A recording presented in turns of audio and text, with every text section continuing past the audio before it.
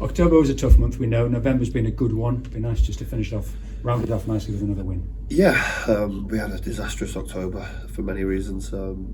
Injury list being one, and that's not getting any better anytime soon. So we have to adapt and overcome. But we've got an opportunity now to progress in a cup competition, win a game of football, and hopefully we can do that tomorrow night.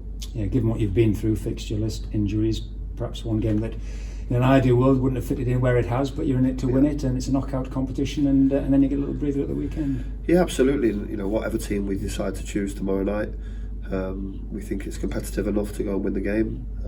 It helps us that there's no replay, so the threat of a draw is not going to hurt us any more than what the last replay did. So yeah, we're going to go there full of positive energy, try and get the lads, you know, going again after a difficult physical month for the same players over and over again, really. We're looking forward to it though. It'll be good to see an ex-teammate in charge of Fleetwood. Wish him well, just not tomorrow night.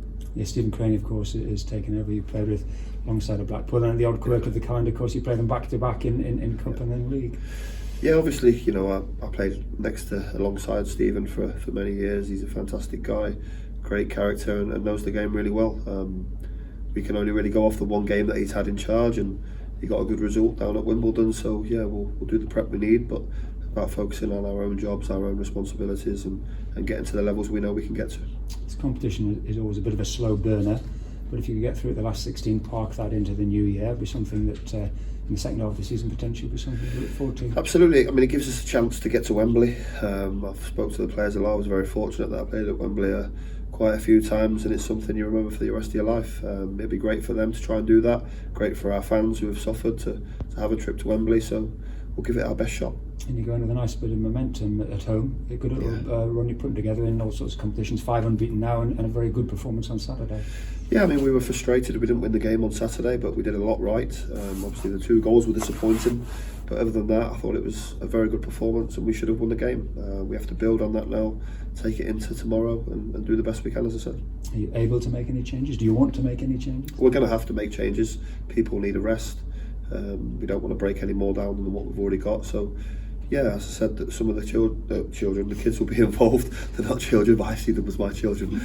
Yeah, some of the kids will be involved, and hopefully, you know, they can step up to the plate and do us proud. I've had a little taste in the group games, which I suppose will help them. I know it's perhaps going up a little notch tomorrow. They're not playing 21 sides tomorrow, they're playing a man's team. No, exactly. And you know, one of the things that we need to improve on as a football club really is bridging that gap between under 18s and first team football.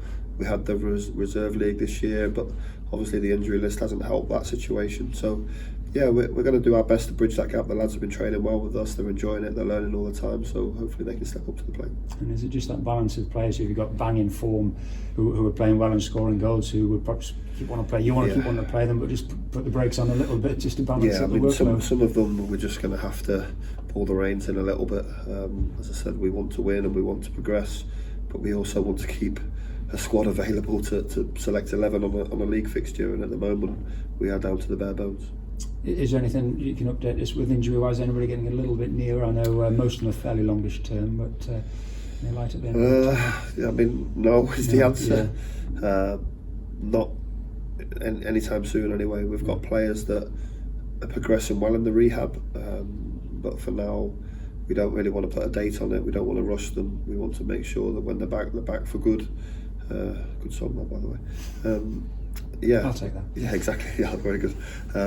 But we'll keep monitoring them as best we can and doing the right things by them. But for now, we just have to focus on the group we've got available, and as I said, try and keep them in one piece. Yeah, just lastly, I think there's a bit of a feel-good thing coming back together because of the results you've put together. And you mentioned the squad really sort of sticking together, and again, winning games in whatever competition you're playing in doesn't do that any harm. Yeah, I mean, sometimes adversity can really shape who you are as a team and as an individual, and I think we've been through adversity a lot during my time here, the start of last season until January probably, and the October this season. But this group are together, they really are. They're fighting for each other, they're giving us everything on a Saturday, and that's all we can ask for.